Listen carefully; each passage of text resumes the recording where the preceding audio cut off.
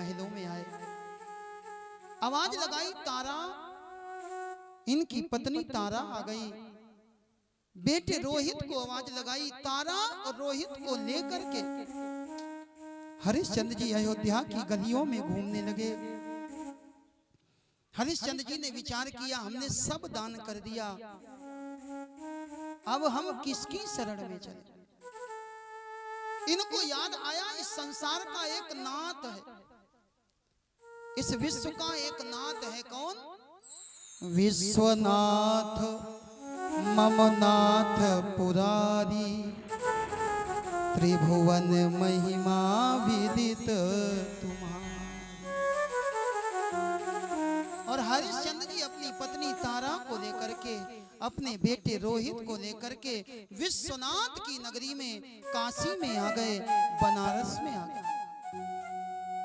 बनारस में आकर के इन्होंने देखा एक जगह बाजार लगी थी और इस बाजार में स्त्री और पुरुष खरीदे बेचे जा रहे थे।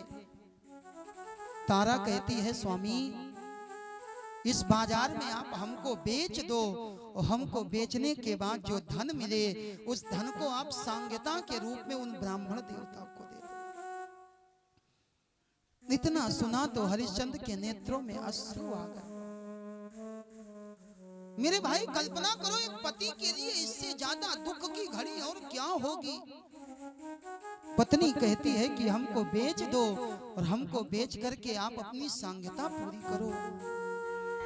इतने में एक ब्राह्मण देवता आ गए। ब्राह्मण देवता ने तारा को अपने घर में सेवा करने के लिए खरीद लिया। रोते रोते तारा ने कहा, महाराज कृपा करो, मेरा ये छोटा सा बालक रोहित ये बिना मां के रह नहीं पाएगा, आप मेरे साथ साथ इसको भी खरीद लो। तारा को और रोहित को एक ब्राह्मण ने खरीद लिया। आगे जाकर के हरिश्चंद्र जी को एक कालू नाम के डोम ने खरीद लिया। हरिश्चंद्र ने पूछा, भैया हमें करना क्या पड़ेगा? ये डोम कहता है, लोग हमको अपवित्र समझते हैं, इसलिए आज से आपका एक काम है, आप रोज गंगा जी के किनारे जाना, एक बड़े से मटके में गंगा जल भरना और गंगा जल ला करके हमारे घर में हमारे परिवार के ऊपर छिड़क दिया करना। हरिश्चंद्र जी रोज गंगा जी जाते हैं, गंगा जल भर करके लाते और डोम के घर पर, डोम के परिवार के ऊपर छिड़कते हैं। भोजन भी ठीक से नहीं मिलता। हरिश्चंद्र जी की अस्थियां दिखाई देने लगी, शरीर में हड्डियों का ढांचा दिखाई देने लगा, शरीर में बल नहीं रहा। एक दिन गंगा के किनारे मटकी को भरा, मटकी को उठाना चाहते थे, उठ नहीं रही। इतने में सामने से इनको अपनी पत्नी तारा आती दिखाई। हरिश्चंद्र ने कहा, तारा सुनो, इस मटकी को उठाने में हमारा सहयोग कर दो। तारा ने मना कर दिया। तारा बोली, माफ करना, इस मटकी को उठाने में मैं आपका सहयोग नहीं कर सकती। क्यों? क्योंकि हम जिन ब्राह्मण देवता के यहाँ सेवा कर रहे हैं, उन ब्राह्मण देवता ने कहा था, तारा कभी भी किसी पर पुरुष का स्पर्श मत करना। हरिश्चंद्र को हंसी आ गई, देवी हम कोई पर पुरुष नहीं, हम तुम्हारे पति हैं, पति। तारा ने कहा, काहे के पति? अरे आप पति तब थे, मैं पत्नी तब थी जब आप अयोध्या के राजा थे और मैं अयोध्या की रानी थी। आज आप उस कालू डोम के सेवक हैं और मैं उस ब्राह्मण की नौकरानी हूं। महाराज हमारा आपका कोई संबंध नहीं। हरिश्चंद्र को बड़ी प्रसन्नता हुई। हरिश्चंद्र ने विचार किया, मेरी पत्नी तारा ने धर्म का साथ दिया। तारा ने ये नहीं सोचा कि गंगा के किनारे कौन देख रहा, तारा ने ये सोचा कि भगवान सब जगह देख रहा, मैं अपने स्वामी की उस ब्राह्मण देवता की बात टाल नहीं सकती। तारा लौट करके चली गई। हरिश्चंद्र ने घड़े को उठाने का प्रयास किया, नहीं उठा, फूट गया है। कालू डोम को पता लगा, बहुत क्रोध आया। हाथ में डंडा लेकर के आया और ये डंडा हरिश्चंद्र के हाथ में दे दिया, ले लो, आज के बाद मेरे घर आने की जरूरत नहीं है, इसी गंगा के किनारे रहना। और कोई अपने इष्ट मित्र रिश्तेदार का अंतिम संस्कार करने आए तो उससे कर ले लिया करना। जिस घाट पर हरिश्चंद्र जी डंडा लेकर के बैठे उस घाट का नाम पड़ गया हरिश्चंद्र घाट। और आप जाना कभी भी बनारस में तो हरिश्चंद्र घाट का दर्शन करना, वहां छोटा सा हरिश्चंद्र जी का मंदिर बना हुआ। गंगा के किनारे डंडा लेकर के हरिश्चंद्र जी महाराज आज शमशान में रहने लगे। जो कोई आता है उससे कर ले लेते और अंतिम संस्कार करने की आज्ञा दे देते। इधर एक दिन शाम का समय हुआ, छोटा सा बच्चा रोहित अपनी माँ तारा के पास में आया।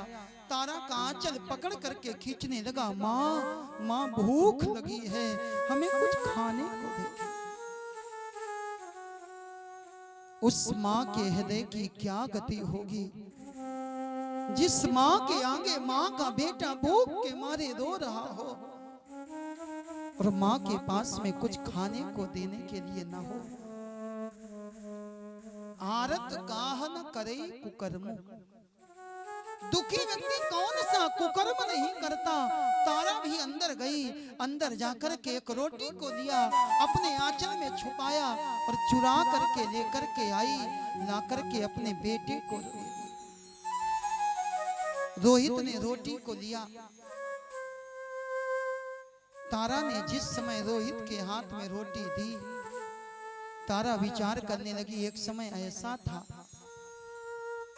जब हम महलों में रहते थे, हमारा ये राजकुमार रोहित, इसके सामने 56 भोग रखे होते थे और ये 56 भोग को हाथ नहीं लगाता था। आज हमारा बेटा सूखी रोटी खाएगा। रोहित ने रोटी को लिया, रोटी को लेकर के जैसे ही रोहित खाना चाहता था, इतने में ब्राह्मण देवता आ गए। ब्राह्मण देवता ने रोहित के हाथ से रोटी को छीन लिया और छीन करके गाय के आगे फेंक दिया। अरे तारा, तुम्हें पता नहीं है क्या ये ब्राह्मण का घर है और नियम है संध्या के समय में कुछ काम नहीं करने चाहिए, संध्या के समय में सोना नहीं चाहिए, संध्या के समय में भोजन नहीं करना चाहिए। अनेक कर्म बताए गए जो संध्या के समय में नहीं करने चाहिए। ब्राह्मण देवता ने कहा, रोहित शांत हो जाओ, अभी रात में भोजन मिलेगा। इतना कहकर के ब्राह्मण देवता चले गए। रोहित फूट फूट करके रोने लगा, माँ अगर हमको अभी कुछ खाने को नहीं मिला तो लगता है आज की रात मैं देख भी नहीं पाऊंगा। माँ ने कहा, बेटा एक काम करो, जंगल में चले जाओ, क्योंकि ये पेड़ हमारे जैसे लोगों के लिए ही फल देते हैं। ये नदी हमारे जैसे लोगों के लिए पानी देती है। जंगल में जाकर के कोई फल तोड़ करके खा लेना। संध्या का समय छोटा सा बालक रोहित जंगल में गया, एक पेड़ के ऊपर चढ़ा और पेड़ के ऊपर चढ़ करके पके पके फलों को तोड़ा, फलों को तोड़ करके अपनी कमर में बांधा। विचार करने लगा, अब नीचे उतरूं, उतर करके फल खाऊं। नीचे उतर रहा था, रात हो गई। रात के अंधकार में दिखाई नहीं पड़ा। एक सांप के ऊपर इसका पैर पड़ा, सांप ने फुफकार मारी है, रोहित के प्राण निकल गए। तारा ने ब्राह्मण देवता के घर के सब काम पूरे किए। दरवाजे पर आकर के इधर उधर देखने लगी, अभी मेरा बेटा रोहित नहीं आया। बेटे को खोजती हुई तारा जंगल की ओर गई और जंगल की ओर गई तो देखा एक पेड़ के नीचे रोहित मरा पड़ा है। रोहित को उठाने के लिए जैसे ही तारा ने हाथ आगे बढ़ाए, रोहित को अपनी गोद में उठाया। रोहित के कमर में बंधे हुए फल गिर पड़े। तारा को लगा मेरा बेटा भूखा ही मर गया, मैं कैसी अभागन मां हूं। मैं अपने बेटे को रोटी नहीं खिला पाई।